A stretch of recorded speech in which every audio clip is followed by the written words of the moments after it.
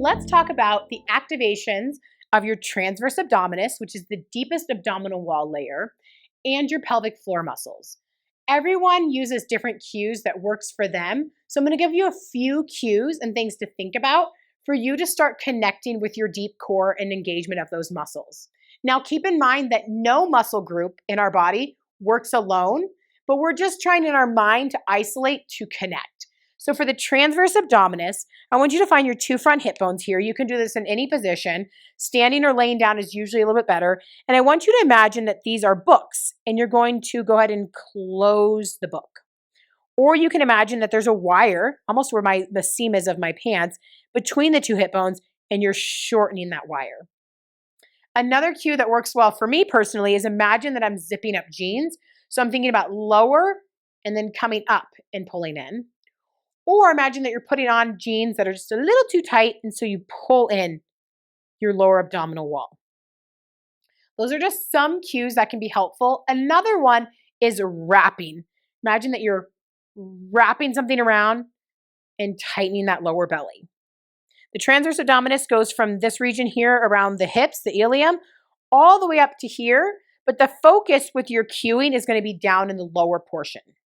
Now for your pelvic floor, there are so many different cues that work, and don't feel bad if you're like, I can't feel this. I don't know what I'm feeling, because it can be hard anyways, no matter what stage of life you're in, but absolutely hard postpartum. So what I want you to think about are a couple different cues and see which one works for you. Practice them all. The one that I know will at least get part of your pelvic floor activated that everyone can do is that sensation of if you had to hold in gas, that you didn't want to fart in front of somebody.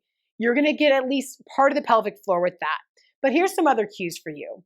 Imagine the claw game where the claw comes down and it closes and then pulls the toy up. You can imagine that with your pelvic floor muscles, that it's all pulling in and then up. You can imagine, and this one's funny, that your vagina is drinking a milkshake up through a straw. Another one is you can think about the 4 points, the two sits bones, kind of like that you sit on. People talk about it in yoga, the bony part of your butt, your pubic bone and your tailbone, all coming together into a center point and then pulling up. So there's just a few of many, many examples out there that exist that'll work for people. But the idea is that it's this pulling in and lifting sensation. So when we talk about the engagement of the deep core, when we're really engaging, it is going to be on that exhale. But what can happen is if we just exhale and pull in, or we think of cues like belly button to spine, which aren't necessarily the best cue always, then that can create pressure here where I'm pulling it with my abdominal wall, and then the path of least resistance for most of us because of pregnancy and birth is going to be the pelvic floor. So if I pull in my abdominal wall, pressure has to go somewhere. And if it's not being maintained below at my pelvic floor, then pressure goes down and can exacerbate a lot of different issues with the pelvic floor that we face often postpartum. So what I want you to think about when you hear us say, activate your deep core, is I want you to think of a lift of the pelvic floor and a wrap of the lower abdominal wall. So we're including the pelvic floor muscles and we're including the transverse muscles. So if you hear us say lift and wrap ever, that's what we're talking about. If you hear us say activate your deep core, this is also what we're talking about.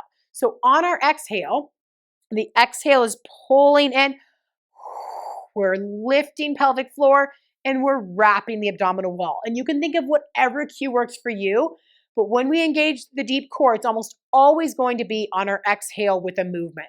So you'll hear us say with movements, exhale and engage. So we'll talk about things with a squat. The hard part of the movement is when you want to engage. So we say exhale, engage on exertion. For example, if I squat, the hard part of the squat is standing back up. That's where the most pressure is going to happen in my pelvic floor. So I'm going to inhale down, exhale, lift pelvic floor, do a wrap on my belly.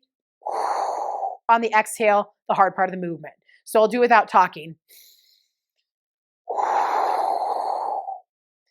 It's going to look different with something like a press, where a press is going up overhead.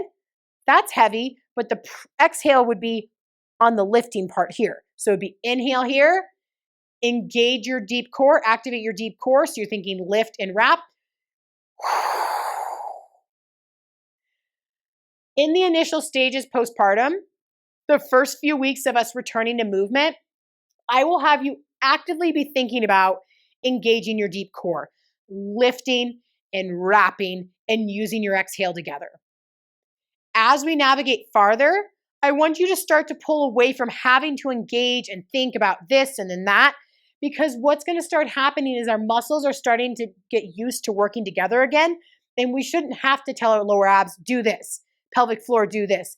It should just do it. So initially, we're going to be really thoughtful of how we're breathing with our exercises postpartum and how we're engaging. And then we're slowly going to shift our mindset away from having to exhale, engage, and think about all the different pieces because our body's just going to be doing it. Okay? Last thing I want you to think about is how much you are engaging. If I am doing a squat, if I'm doing an air squat, maybe to pick something up off the ground, or I'm doing kind of a deadlift movement to pick something off the ground that to lift up for my kid, I do not need to activate with full capacity and grip. It is going to match my load. So if I'm picking up a pencil, I'm just engaging very slightly. If I am picking up a really heavy moving box, I'm going to engage my deep core more.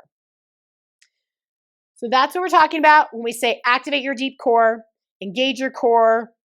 We're talking about really intentionally thinking of pelvic floor and your transverse abdominis when we say that.